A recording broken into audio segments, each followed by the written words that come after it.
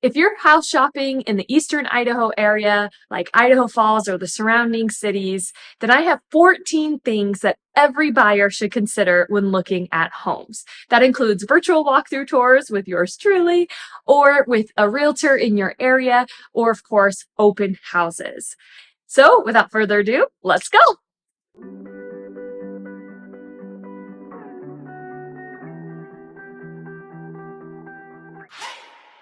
Number one, location, location, location. It's so important to figure out where you want to live. Do you want to live on the south of town, the west side, east side, north side? Do you want to be close to work, schools, your friends, your family? It's important to consider the commute. Sometimes it feels like something might be just 10 minutes away, but then it's 30 or 40 minutes away from your work. Is that something that you're okay with? So while you're at the house, whether it's a realtor doing a virtual tour or you're there personally, pull up your Google Maps or iMaps or whatever you have on your phone and see how far away that house is from the places that you want to go in that area.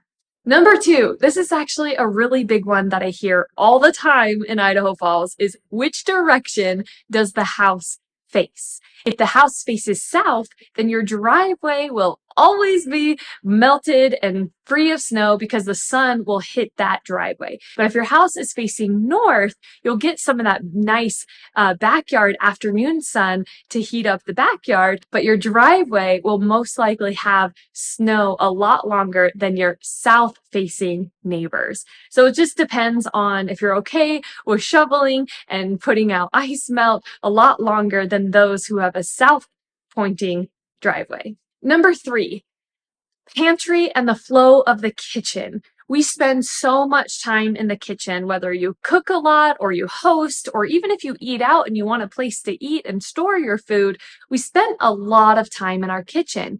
Do you want a walk-in pantry, or are you okay with something like this with a lot of different cabinets all around, but no walk-in pantry? And how do you feel about the flow of the kitchen? Do you have space on the side of your stove?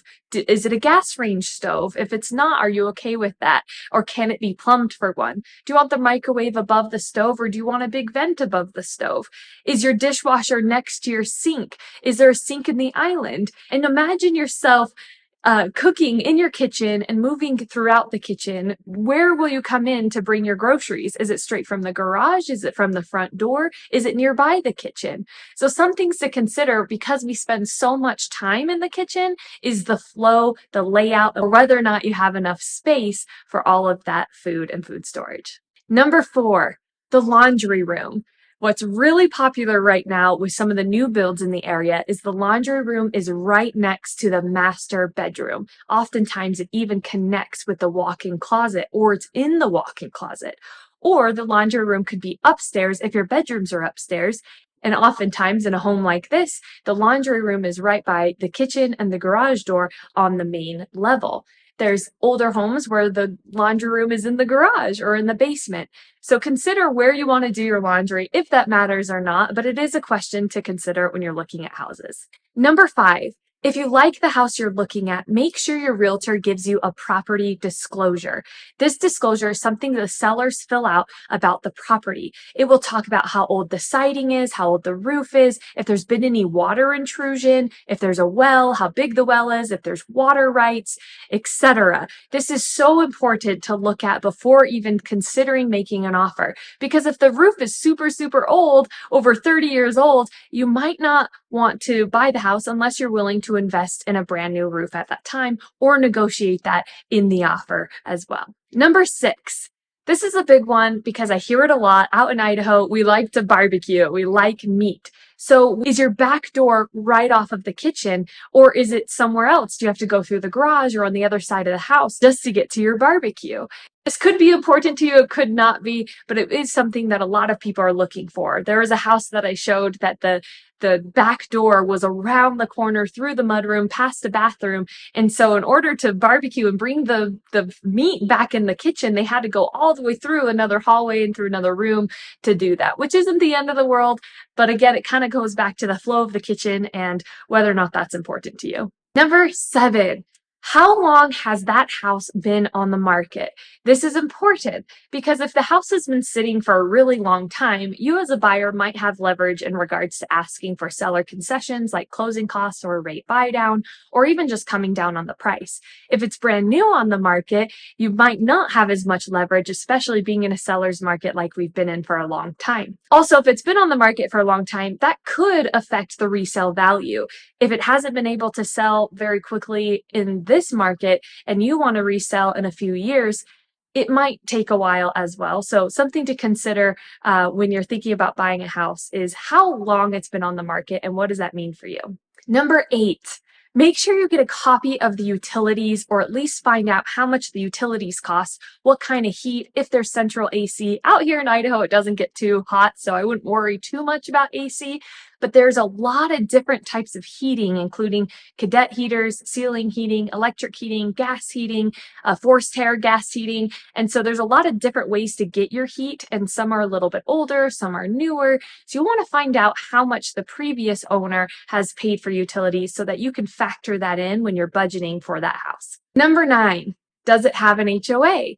HOA can be a wonderful thing because it can help keep the neighborhood looking beautiful and clean. However, it can cost an extra $150, $200 to maybe even $200 or $300 a year. There's even a place out here in Idaho Falls. It's like a community of townhomes where the HOA is $150 a month.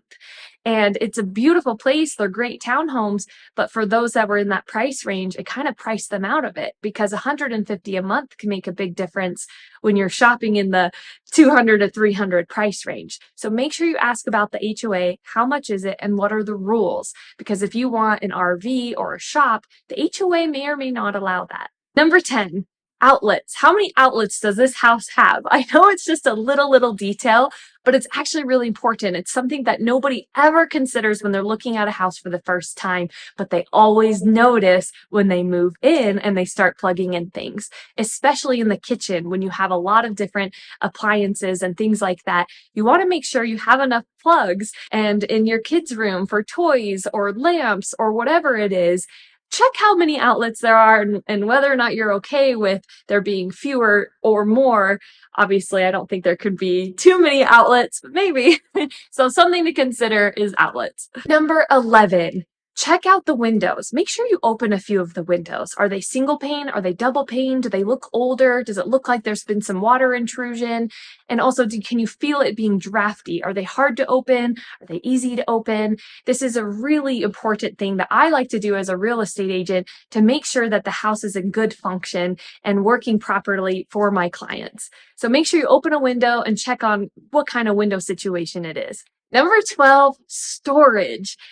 Out here, people love space for food storage, and a lot of the new builds have something called a cold storage, which is basically a cement unfinished room underneath the patio of the front of the house. It's in the basement, and it keeps things nice and cool and dark, which is perfect for food storage or anything that you want to keep in that area. Not all homes have it, though, and so when you're looking around, make sure you have enough storage. I was showing a new build just the other day that had a great cold storage, great food storage area in the basement, but in the upstairs hallways, there was no linen closet at all, and the bathroom only had one little cabinet. So you want to consider, okay, do I want a linen closet in the hallway, or am I okay to do without it? So look for how much storage you have, how much storage you need, and what you're willing to live without. Number 13, soundproofing. If you're in the basement and you are listening to loud music, maybe you have a movie theater room, can you hear it upstairs? One really easy test, it might feel silly to do it,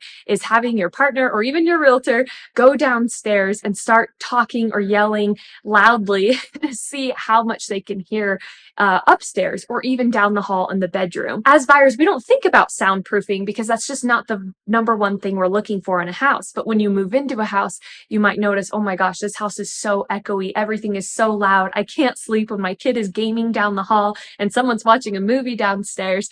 So it's just a fun little quick thing to test. Is it livable? Is it soundproof? And if it's not, are you okay with it? Last but not least, number 14, garage door size. Sometimes it'll say it's a 2-car, 3-car, 4-car, single car, whatever it is. But then when you pull up your big truck, you see that the garage door is actually quite short. That's not often the case here in Idaho because we like trucks out here. But if you happen to have a big truck, make sure that it can fit in the garage if that's important to you. Well, that's it for 14 things to look for when you are shopping for a house in the eastern Idaho area. If you have any other questions or anything to add, comment below and I'll be happy to hear your feedback. My name is Annika Wilder and I'm a local real estate agent here in the eastern Idaho area. If you're thinking about moving here, whether it's next week or even next year, give me a call, shoot me a text, or send me an email. I'll be happy to help. All that information is in the description below. Well, talk to you soon. Bye. If you're new to my channel and you want to know all there is to know about life in Idaho Falls, I'm talking the good, the bad, the weird, the weather, go ahead and hit that subscribe button and that notification bell and you'll be the first to know about life in Idaho Falls.